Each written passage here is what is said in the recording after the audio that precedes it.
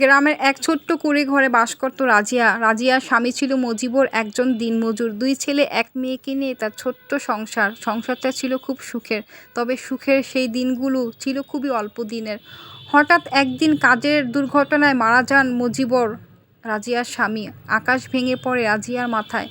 তখন ছোট ছেলেটা মাত্র ৫ বছরের। মেয়েটা স্কুলে যায়, বড় ছেলে ক্লাস 9-এ পড়ে। স্বামীর মৃত্যুর পর রাজিয়া খুব একা হয়ে পড়েন। কীভাবে সংসার চালাবো, কীভাবে সংসারের হাল ধরবে, সারাদিন ভাবতে থাকেন।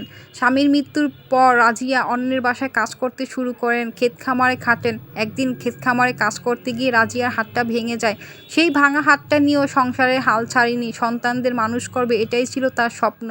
সময় গড়ায়, হাজার কষ্টে বড় ছেলেকে কামাল কলেজ পর্যন্ত পড়ায়। একদিন ছেলেটা বলল, মা আমি তো এখন কলেজে পড়ি, ঢাকা শহরে যাই, চাকরি খুঁজে নেব, তোমার কষ্ট দেখতে আর ভালো লাগে না।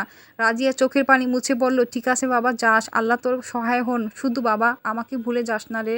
কামাল শহরে চলে গেল, কিন্তু যোগাযোগ থাকলেও ধীরে ধীরে ছেলের ফোন আসা বন্ধ হয়ে গেল।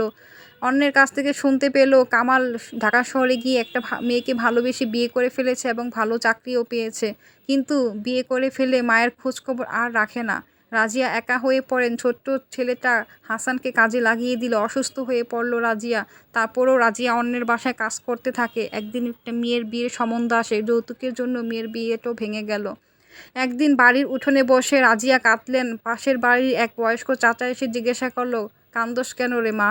রাজিয়া বললেন, ছেলেগুলোর মানুষ করতে গিয়ে নিজের হারায় ফেলাইছি। ওরা মানুষ হয়েছে, কিন্তু আমি বড় একা হয়ে গেছি।